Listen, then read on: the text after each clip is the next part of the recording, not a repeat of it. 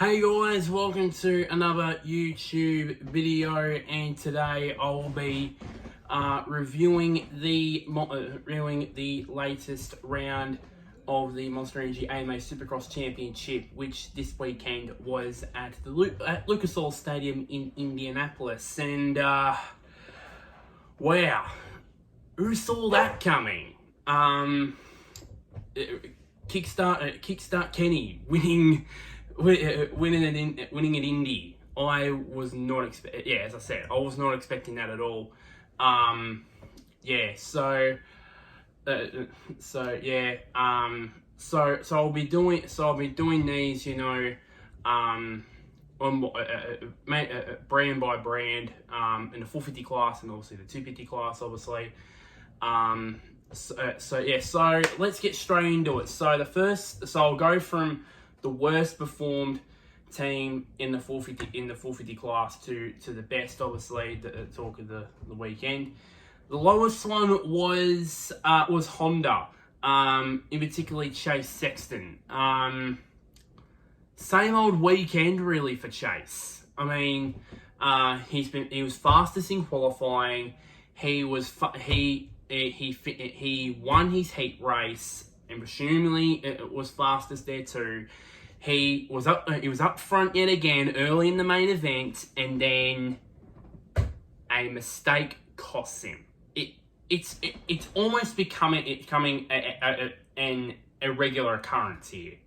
I don't know what's happening. Apparently, I don't know what's been happening really for Chase. And if he still wants to be in this title hunt, now that he's 13 points back from new points leader Cooper Webb, he really needs to iron those mistakes out straight away, because I've heard some things, because I do watch other YouTube videos based on Supercross and that sort of stuff. I do watch those. I've heard something going around that that most of his crashes have occurred in corners this year, which means that has something to do with bike setup. And apparently, I've heard that Chase normally likes his shocks or his fork of his bike's soft. So I don't know. Basically, gets out of corners really good, or that helps him with comfort. But unfortunately, it hasn't worked. Where it's basically he's gone down in a lot of corners, from what I've heard.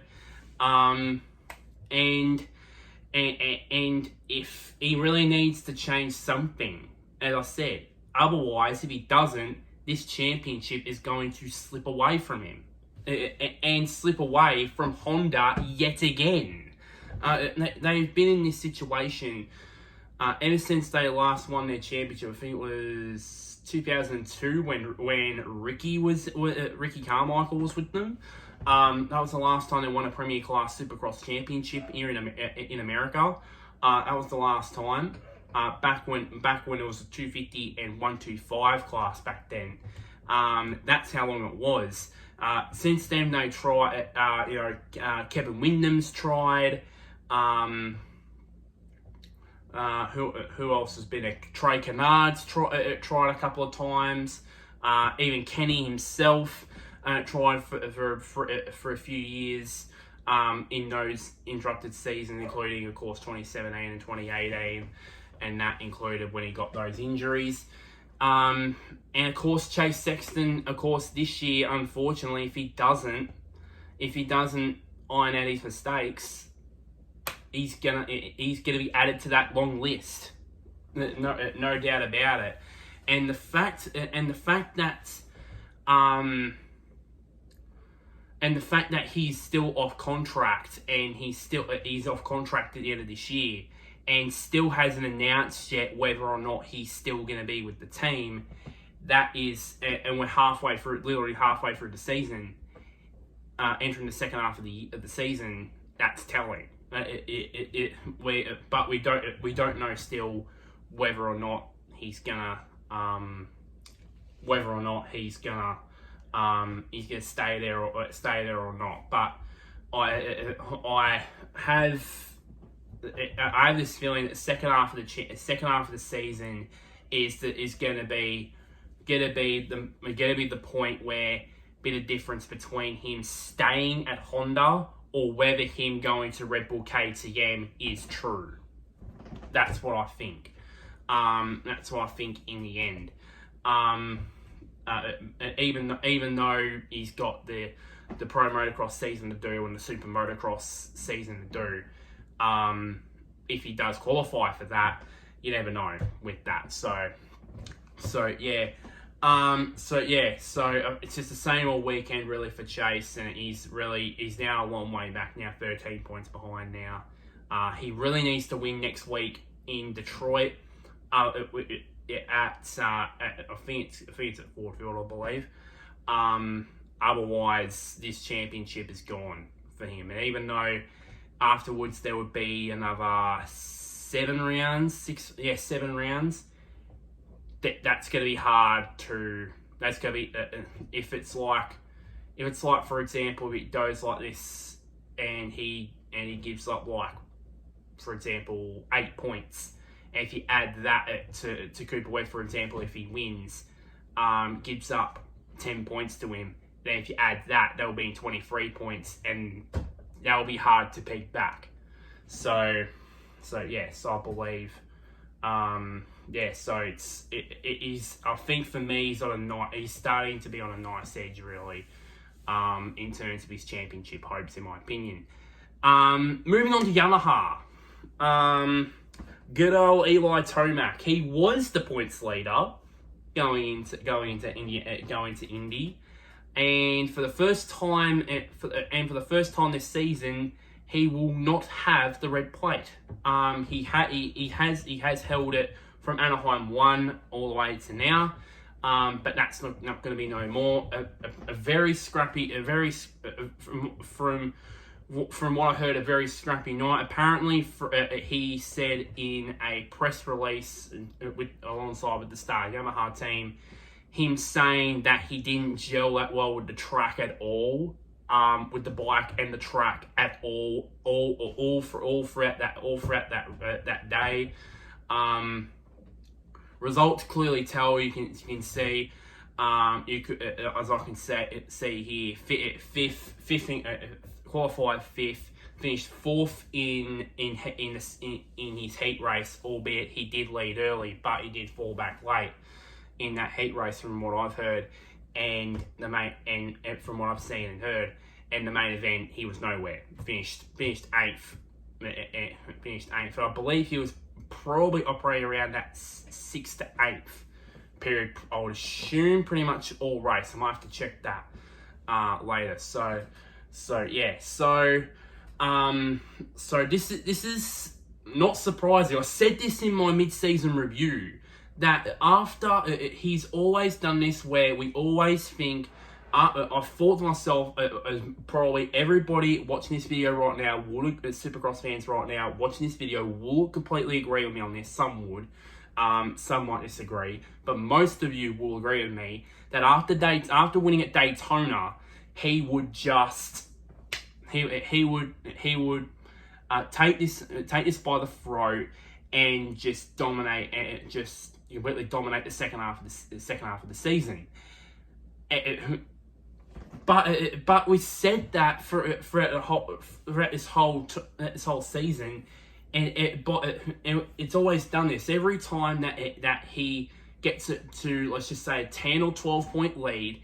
He has a bad night, has a bad main event. Sexton and Webb either one of them finishes the race, or and the other finishes on the podium, or both of them finish, for example, second and third, and it just closes it back up again. That's what it always does, and I won't be surprised if Webb has a bad one where he finishes like 4th or 5th, and then Tomac and Sexton finish 1st or 2nd, or 2nd or 3rd, or 1st and 3rd. Because that's how this title fight from what I've noticed is what it's become. It's basically every time that the leader, most of them, what I mean points leaders, I mean Eli Tomac, as he wins 2 in a row, we all thought, oh, he's gonna run away from everybody. He has a bad main event. All the others do finish on the podium or finish way ahead of him, and it closes back up again. It's just, it's basically, it's like basically, I can't remember the musical instrument, but but it's almost like it's just pulling this out. You're like Eli Tomac, and you're just pulling this out, like obviously, because you won a couple of races, and then suddenly he's just finished 6, and it's now closed back in.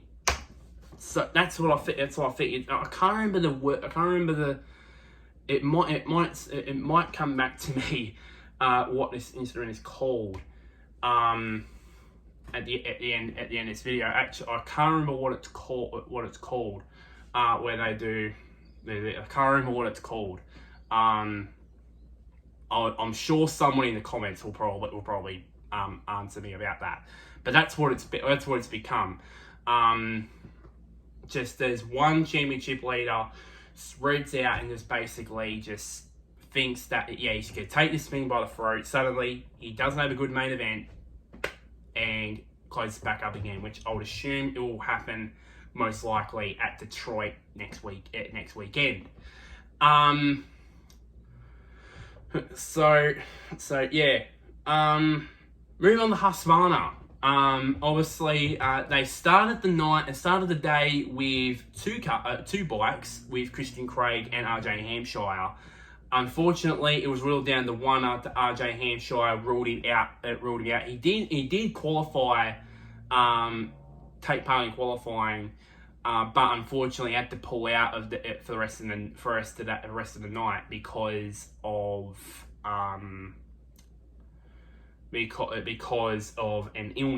of illness. He was too sick, and he had no choice but to pull out. He wrote this on his Instagram page, that he was too sick and he had no choice but to pull out. So that meant Christian Craig, he had a pretty decent night. He qualified 7th, finished 5th in his heat race, finished 7th overall in the main event. Pretty decent. Obviously, he passed Tomac late. I think it was on the last lap of the race. He's putting together a pretty consistent. I think he's finished. 4 or 5. I think the last four or 5 races, I believe, he's finished inside the top 10. I believe after I think he finished the first 4 races outside the top 10, like 13th, 11th, and 3 11th place finishes. And the first 4 races and the last 5 is just had consistent top 10s, which I think it counts to probably him getting used to the Husqvarna, because it's not down to him getting used to the 450. He's been riding the 450. He's been riding the 450 for the last few years now. Obviously, as a replacement rider in the 450 class, and then obviously on the motocross scene, ride the 450. So he knows the 450 quite well. This is his first full season in the 450 Supercross class. And he hasn't rode the Husqvarna, obviously. He's always rode is basically the Honda and Yamaha.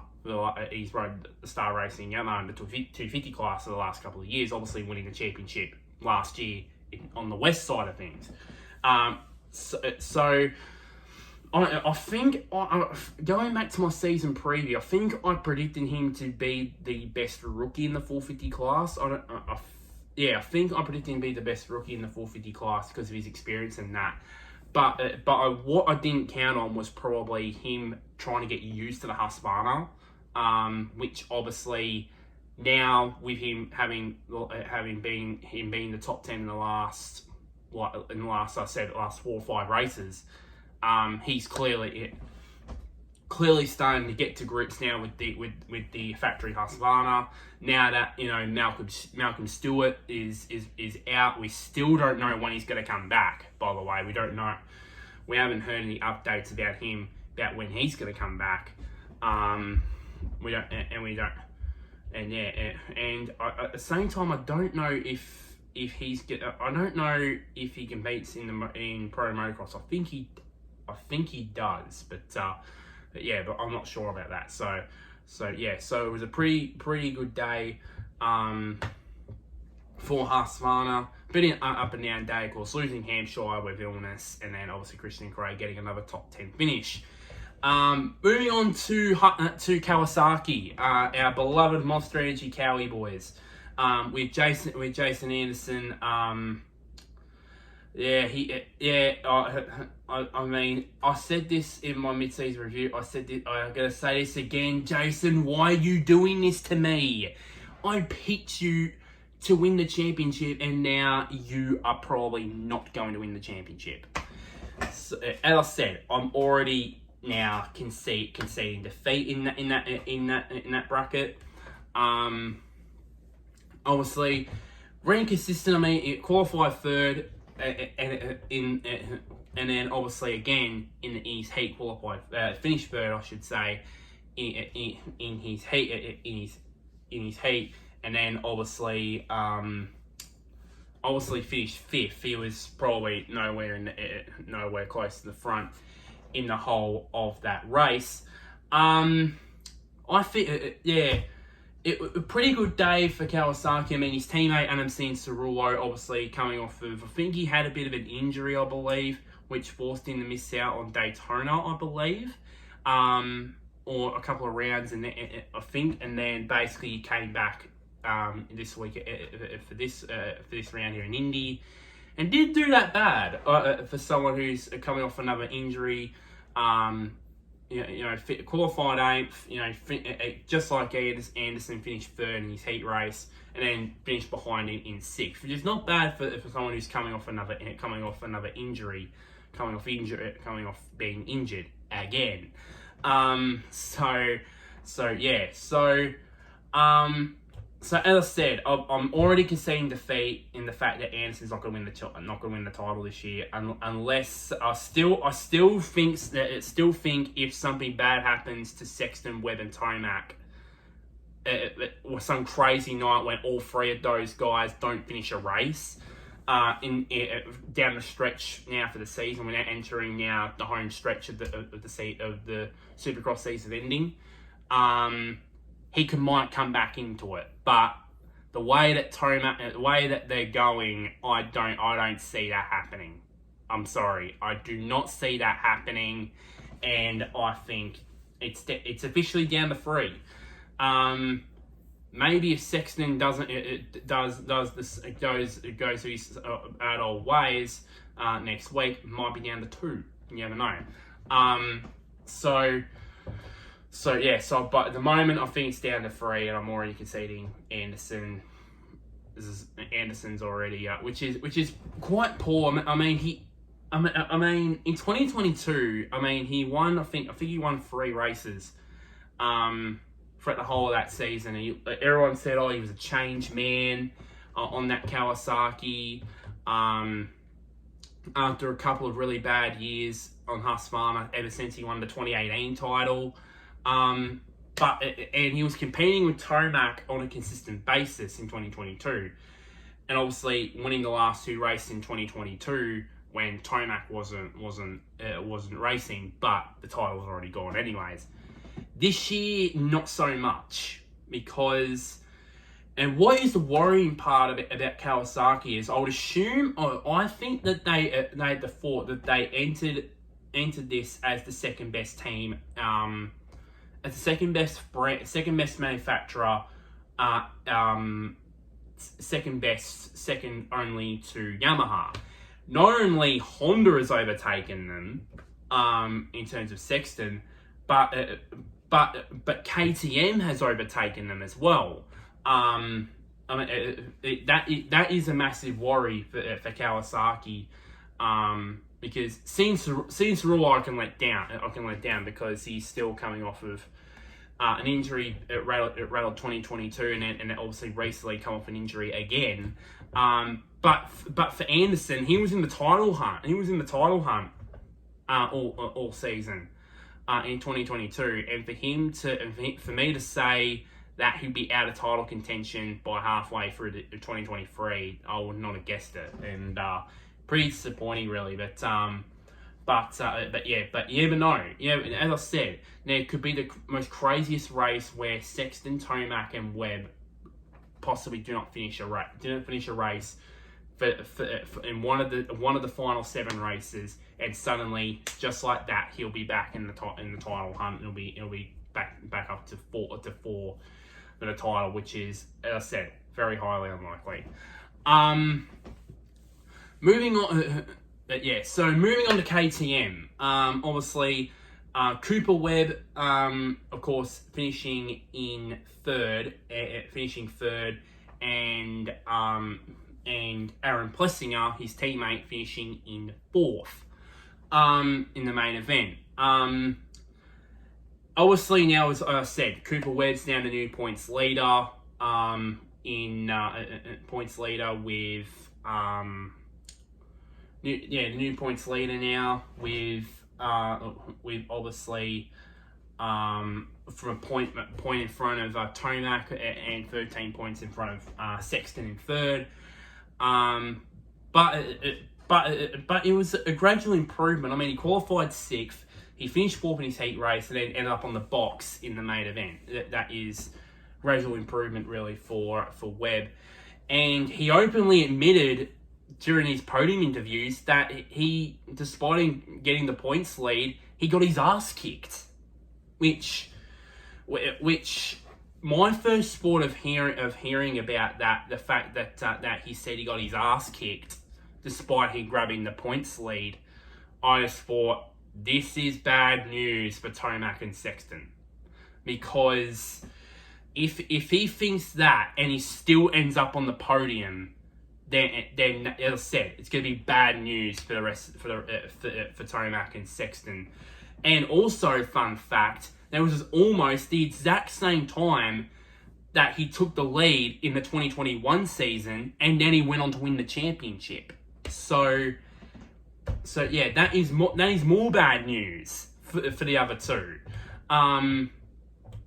because we've seen it in 2019, we saw it in 2021 as well. When we saw it basically throughout the latter half of more in the latter half of 2020 also, especially when Coop gets a win. Or gets a dominant win, or gets a close win, for example, he would roll on. It's like a train where he just keeps on rolling, like with podiums, with second places, third places, with a couple of more wins. And the problem was, it was quite hard for by the time other riders found this out, both in 2019 and in 2021, that train was gone. It was already gone. The title was already gone. I still reckon it's funny how nobody even considered him to be a title contender for 2023, and yet he's in the points lead halfway through the season. I've said this so many times. I know this could be annoying for some of you, but I'm going to say it again. You cannot doubt Cooper Webb at your merit. Otherwise, he is going to say F you, and basically, bang, he'll win a championship. He's proved it. He proved it in 2019. He proved the same thing in 2021. No doubt. If this continues on, he will definitely have the number 1 play yet again in 2023. There's no doubt about that. For me, but yeah, and definitely the KTM has definitely it's shown signs that his KTM definitely improved on last year. Not only because of Webb, but also performances of Plessinger. Obviously, got an earlier podium earlier in the year, and then he's been consistently in amongst the top 10 consistently, which proves that not only Webb's starting to gel with this new KTM, which debuted last year, but also now AP is now getting to grips with this new KTM. Which obviously, of course, it looks like that will be that for the rest of the season, obviously, because I would assume, and I'll be very stupid if this already was confirmed, that Marvin Musquin will probably miss the rest of the season, unfortunately, due to injury. So, but you never know, probably he might come back for the latter rounds in the Supercross season. So as I said, him saying I got me ass kicked when he's just taken over the points lead, that is bad news for Eli and the Chase. That's bad news for me. That's all I can say, really. That's bad news for those two. Moving on to Gas. Now, I talked a lot about maybe a lot of criticism about Justin Barcia's season so far being inconsistent, not being where he should be. Obviously, no fault of his own. Obviously, because it's a new machine, new gas machine he's riding on. But obviously he's putting that all. He's obviously heard all that because he definitely had a much better main event. Obviously getting qualified fourth, and then won his heat race, which is rare because most of his heat races and main events this season, he's probably or most of his heat races, he's been a long way off the guy in front and the guy behind. But obviously, of course, he's won his heat race. I believe he led every single lap. I believe so. In his heat race, and then in the main event, he was basically up in the top three pretty much all that main event, and then basically closed up in the later stages to Ken Roxon late. Couldn't get across the line, but I hope this starts.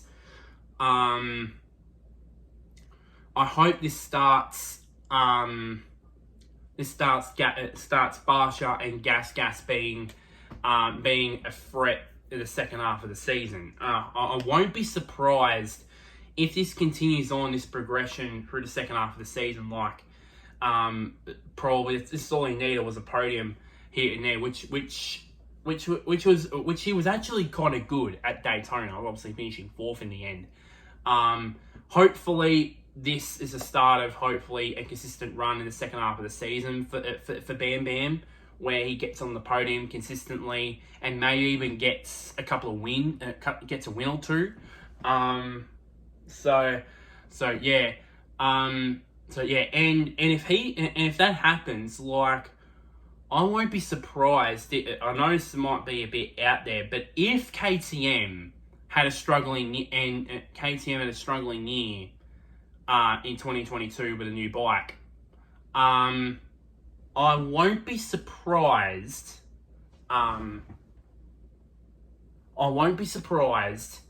If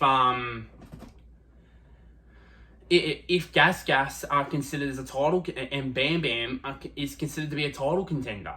I know it might sound strange because obviously Barcia and Gas and all that, but I won't be surprised by that. If it's true that if Gas are making gains for this new bike, and Barcia would be, getting used to the bike by the time new season in 2024 rolls around, and he's winning and he's grabbing podiums and main event wins in the second half of the season on the new bike, which was the same too with KTM and Husqvarna, and they both struggled with it. and I don't think they even got. I think they had a couple of podiums here and there, but not on the podium consistently throughout the latter half of 2022.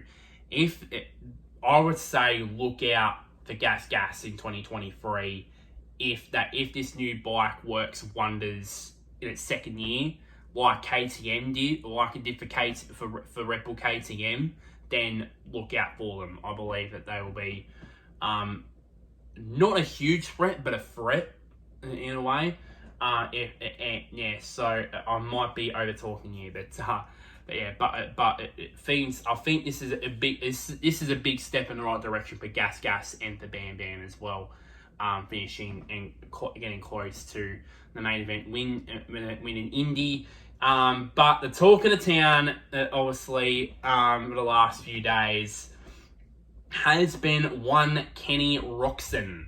Obviously, pretty consistent night. Obviously, winning. He was first. Obviously, won the main event, but he was second in his heat race and qualified second as well. So he had a pretty consistent day all around for Kenny. And he also, I think he led every single lap of that main event. I think he grabbed the whole shot, I believe, and just checked out with some challenges from Sexton and I think Webb at some stage, and then obviously ultimately Barsha towards the end of the race. But he held strong, and it was a much popular win, and I just didn't have a bigger smile on my face just seeing Kenny just coming across the line and winning. It was a long time coming. Everybody, he's had his knockers ever since this move was announced. His move to Suzuki. Why would he move away from the safety of Team Honda HRC to a team that has a bike that has not been developed since 2018, still has the Kickstarter, while the others have the button and all that sort of stuff.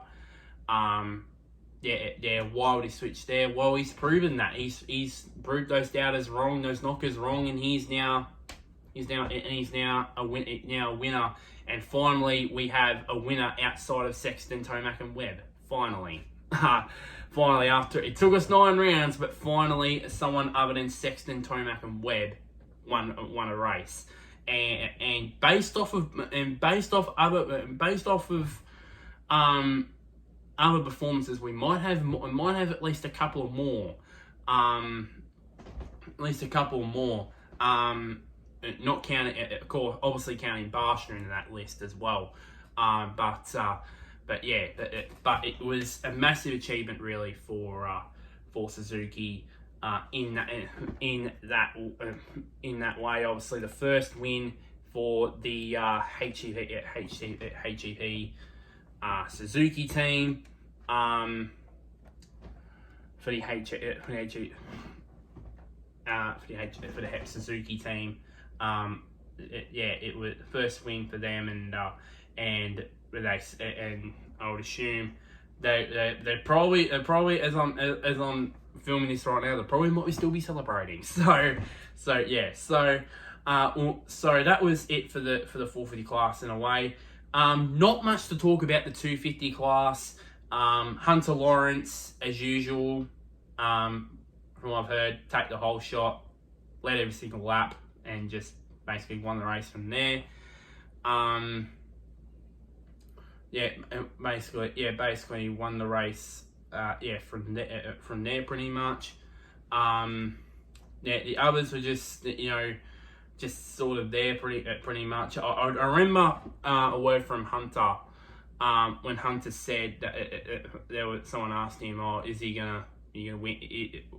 Is he just gonna calm down and consolidate your championship lead? And he's like, no, I want to win all races for the rest of the season. So he's got that race winning mentality. And by the way, one of those races, I believe, or a couple of those races, I believe, is East-West Showdown races, where he's going to be versing his brother Jess. So I won't be surprised if for the first time ever we'll see Jet and Hunter compete for a main event win in Supercross. And we haven't seen it before, but we probably will this year because they're both absolutely dominant on both coasts and on both east with Jet on the west and Hunter on the east side of things, and I would assume that'll definitely be the stars there. Obviously, you know, Max Anstey the second time he's not. Other things, Max Anstey the second time he hasn't been on the podium. So that means he's now, I think, 22 points back from Hunter, I believe. Chris Blows obviously had a bit of a decent main event as well. Hayden Deegan was I think as high as, I believe, third or fourth, I believe, during that main event, and then crashed late and ended up finishing in seventh, I believe. I think sixth or seventh at the end of the day. So that meant that so I believe that it was just from what I heard, it was pretty much a boring main event really on that front. And